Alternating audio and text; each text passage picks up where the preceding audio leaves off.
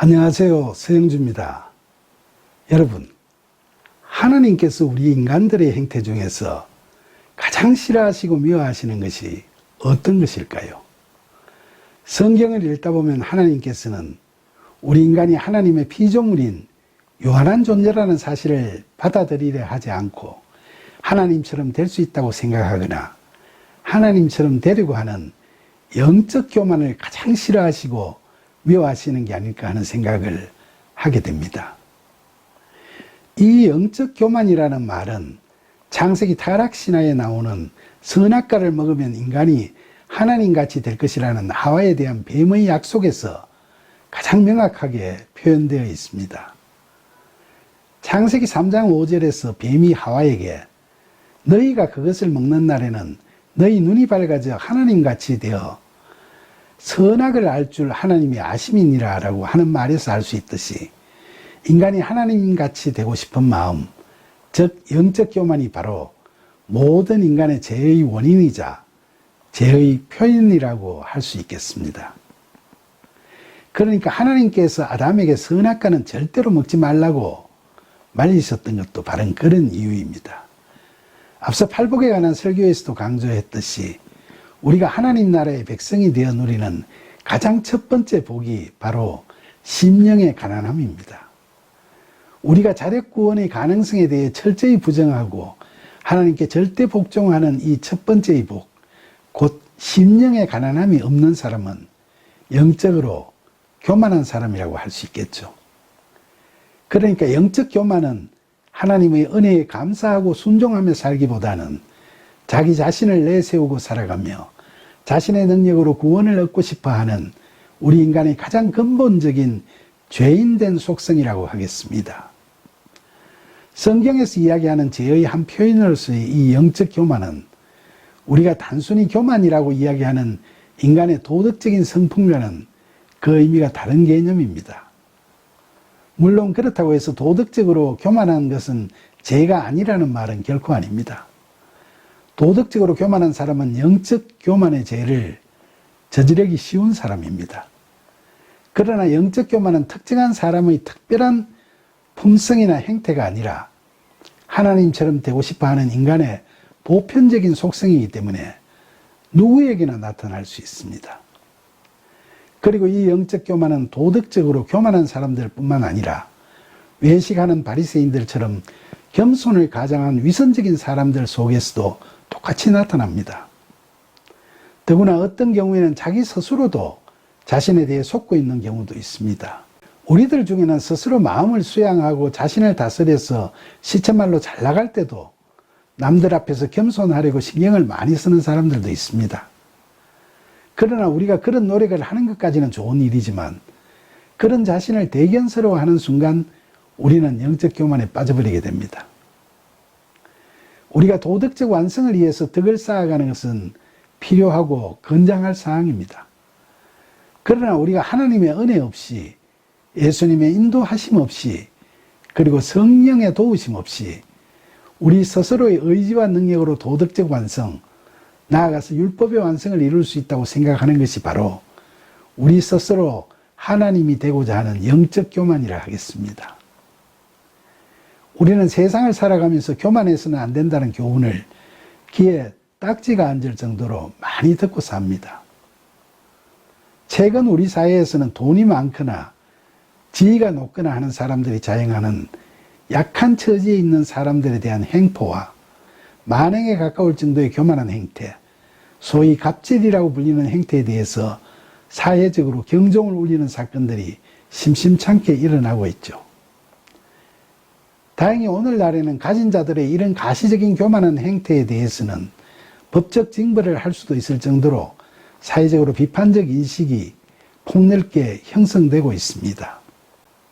그러나 엄밀히 말하면 교만이라는 도덕적 품성에 대해서는 비난을 할 수는 있습니다만 세상에서는 그것만으로 죄인으로 삼아 법적 제재를 가하기가 쉽지 않습니다. 그러니까 그 교만한 품성으로 말미암아 타인을 폭행하거나 성추행하거나 모욕을 주거나 명예훼손을 하게 되면 그 행위들이 실정법에 위반되어 처벌을 받게 되는 경우가 많습니다. 그에 반해서 영적 교만은 행위가 따르지 않아도 그 자체만으로 성경적으로 엄청난 죄가 됩니다. 잠언 21장 4절을 보면 눈이 높은 것과 마음이 교만한 것과 악인이 형통한 것은 다 죄니라 라고 이야기하고 있습니다. 이때의 교만이 영적 교만입니다. 그리고 로마서 5장 12절에서 사도 바울은 그러므로 한 사람으로 말미암아 죄가 세상에 들어오고 죄로 말미암아 사망이 들어왔나니 이와 같이 모든 사람이 죄를 지었으므로 사망이 모든 사람에게 이르렀느니라 라고 말합니다. 인간은 누구나 아담과 같이 하나님처럼 되고자 하는 영적 교만이라는 근본적이고 보편적인 속성을 가지는데 그 죄로 말미암아 사망에 이른다는 것입니다. 인간은 이처럼 태생적으로 영적 교만이라는 죄성을 갖고 있는 죄인이기 때문에 그 근본적이고 보편적인 속성으로 말미암아 세상을 살아갈 때도 교만이라는 비도덕적 품성이 쉽게 드러나게 되는 겁니다. 사실 인간은 너나 할 것 없이 누구나 완전하지 못합니다. 상대적으로 돈, 지식, 명예, 지위, 미모, 체력 같은 면들에서 사람마다 차이가 있을 수 있지만 누구나 모든 면에서 절대적으로 완전할 수는 없습니다. 돈이 많거나 지위가 높다고 해서 함부로 갑질을 하는 사람을 보면 갑질을 당하는 사람들보다 원래 타고난 체력이 더 약할 수도 있고 지능지수가 더 낮을 수도 있고 외모가 더 못날 수도 있습니다. 이와 같이 사람이란 다 일장일단이 있는데 상대의 장점을 바라보지 못하고 돈, 권력 같은 자신의 상대적인 세상적인 힘만을 내세워서 잘난 척하니까 빈축을 사게 되는 겁니다. 그런데 우리가 인간이기 때문에 자신의 선천적 또는 후천적 장점이나 성공 앞에서 교만해지는 심리적 함정에 빠져버리는 사례들은 일반적으로 나타날 수 있는 것이고 꼭 무슨 큰 부자들이나 지위가 높은 사람들에게만 국한되는 것은 아닙니다. 보통 사람들도 자신의 능력이나 승리에 도취되는 순간 자신도 제어할 수 없을 정도로 교만에 빠지고 또 그것 때문에 자신이 애써 쌓아놓은 모든 것을 허물어버리고 실패의 낭떠러지로 떨어져 버리는 경우가 적지 않습니다. 이처럼 누구든 다 완전하지 못한 인간들이 서로 자신의 장점을 개인적 강점 내지 사회적 강점으로 여기고 그것을 내세우면서 상대를 억누르기 시작하면 이 사회는 정말 볼성사납고 정이 가지 않는 사회가 되어버리고 말죠. 그래서 세상에서도 교만은 나쁜 것이고 도덕적 겸손은 좋은 것이라는 교육을 가정에서든 학교에서든 사회에서든 늘 강조하고 반복해서 가르치고 있는 겁니다. 서양 속담에 교만은 천사를 악마로 변화시키고 겸손은 사람을 천사로 변화시킨다는 말이 있죠. 우리가 교만한 사람이나 겸손한 사람들을 주변에서 자주 대하다 보면 이 속담이 무척 실감나게 우리 마음에 와닿습니다. 그래서 우리는 인생을 살아가는 교훈으로 교만을 경계하고 겸손을 권고하는 훈계들을 많이 듣게 되고 가급적 겸손해지려고 신경을 많이 쓰게 되는 겁니다. 비록 세상적으로 이야기하는 교만이라는 개념이 기독교에서 죄의 표현으로 이야기하는 영적 교만과 그 의미는 다르다 할지라도 세상에서 살아가면서 교만하지 않고 겸손하게 살아가도록 하는 가르침은 자신의 허물을 깨닫고 자신의 부족함을 절실히 느끼게 함으로써 성경적으로 영적 교만이라는 죄를 짓지 않도록 하는 소위 몽학선생의 역할을 할 수는 있을 겁니다. 구약 성경 중에서도 그리스도인들의 참된 지혜의 교훈서라고 할 수 있는 잠언에 보면 이와 같은 영적 교만을 경계하는 말씀들이 많이 나옵니다. 잠언 6장 16절과 17절에서는 하나님께서 미워하시는 것으로 교만한 눈을 꽂고 있고 14장 3절에서는 미련한 자는 교만하여 입으로 매를 자청한다고 하며 16장 5절에서는 마음이 교만한 자를 여호와께서 미워하신다고 합니다. 그리고 16장 18절에서는 교만은 패망의 선봉이요 거만한 마음은 넘어짐의 앞잡이라고 교만을 경계하고 있고 18장 12절에서는 사람의 마음의 교만은 멸망의 선봉이라고 지적하고 있습니다. 특히 21장 4절에서는 마음이 교만한 것은 죄라고 분명히 말하고 있습니다. 이와 같은 교만에 대한 경계의 말씀은 잠언 외에도 신구약 성경 여러 군데에서 많이 언급되고 있습니다. 우리말 성경에는 교만이라고 기록되어 있지만 히브리어나 헬라어 원어 성경에 표현되어 있는 이 단어는 히브리어로는 가바흐 또는 가온, 헬라어로는 휴브리스입니다. 이 단어들을 사전적으로 해석하면 단순히 거만한 도덕적 품성을 의미하는 것을 넘어서서 자기가 누리는 모든 것이 자력으로 성취한 것이라고 착각하고 자화자찬하고 자기가시를 하는 것을 의미합니다. 이것을 저는 영적 교만이라고 해석하죠. 따라서 성경이 죄의 표현으로 이야기하는 교만, 즉 영적 교만은 자기 자신을 하나님의 자리에까지 끌어올리려는 인간 내면의 성향, 즉 신의 영역 안으로 향하는 인간의 파괴적인 자기 고양을 의미하는 겁니다. 그러나 모든 사람은 태생적으로 하나님처럼 되고자 하는 숨은 욕망을 가지고 있기 때문에 스스로의 자기 긍정과 파괴적인 자기 고양을 혼돈하면서 행동하게 됩니다.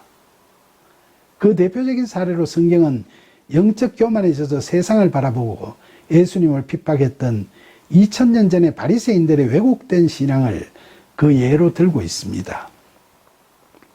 사실 당시의 바리새인들은 율법을 중시하는 사람들로 겉으로 보기에는 성전에서 예배 잘 드리고 금식이나 종교행위에 충실하고 헌금도 잘하고 남들 보는 앞에서 기도도 열심히 드리는 그야말로 세상적으로 볼 때는 신앙의 우등생들이었죠.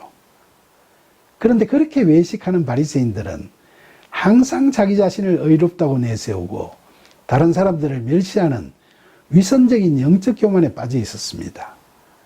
그래서 마태복음 23장에서 예수님께서는 외식하는 바리새인들을 향해서 화 있을 것이라고 경고하시면서 33절에서 뱀들아 독사의 새끼들아 너희가 어떻게 지옥의 판결을 피하겠느냐고 꾸짖었습니다. 거기서 뱀에 비유하시면 바로 창세기 3장 5절에서 하와에게 선악과를 먹으면 하나님같이 될 수 있다고 유혹하는 뱀을 연상시키고 있습니다. 사실 우리 중에도 교회 주일 성수는 물론이고 각종 기도회 등 종교 행사에 열심히 쫓아다니고 헌금 꼬박꼬박하고 수시로 자선봉사활동에도 열심히 참여하고 심지어 해외 선교활동도 마다하지 않는 남들 보기에는 정말 충실한 신자로 보이는 분들 중에서 이런 바리새인들과 같은 위선적 교만을 떨쳐버리지 못한 사람은 과연 없는지 우리 모두가 스스로를 되돌아볼 필요가 있을 것 같습니다. 그런데 여러분, 우리가 이렇게 교만을 버리고 겸손하라는 말씀을 드리다 보면 이 말의 진정한 의미를 제대로 이해하지 못하고 잘못된 방향으로 가는 경우도 심심찮게 눈에 띕니다. 우리는 어려서부터 믿는 사람이든 믿지 않는 사람이든 누구나 할 것 없이 벼는 익을수록 고개를 숙인다는 격언을 듣고 자랍니다. 그래서 많은 사람들이 세상을 살아가면서 교만을 멀리하고 겸손한 도덕적 품성을 갖추기 위해 나름대로 애를 씁니다. 그런데 어떤 분들은 세상을 살아가면서 자신이 처하게 되는 모든 상황에서 언제나 자신을 보잘것없는 존재라고 낮추는 생각과 행태를 겸손이라고 여기고 지나치게 자신을 낮추고 비하하는 사람들이 가끔 있습니다. 교회를 다니는 사람들 중에서도 우리는 이런 사람들을 가끔 만나게 되죠. 이런 분들은 하나님의 자녀로서의 자신의 존재 가치까지도 전적으로 부정하고 그렇게 사는 것이 참된 믿음이 있는 자의 삶으로 착각하고 사는 사람들입니다. 우리가 영적으로 교만하지 말라는 것은 하나님 앞에서 나의 나 된 것은 다 하나님 은혜라고 고백하면서 겸손하게 살아가는 것을 의미하는 것이지 세상 만사에서 자존감을 버리고 그렇게 굽실굽실하면서 살라는 말은 아닙니다.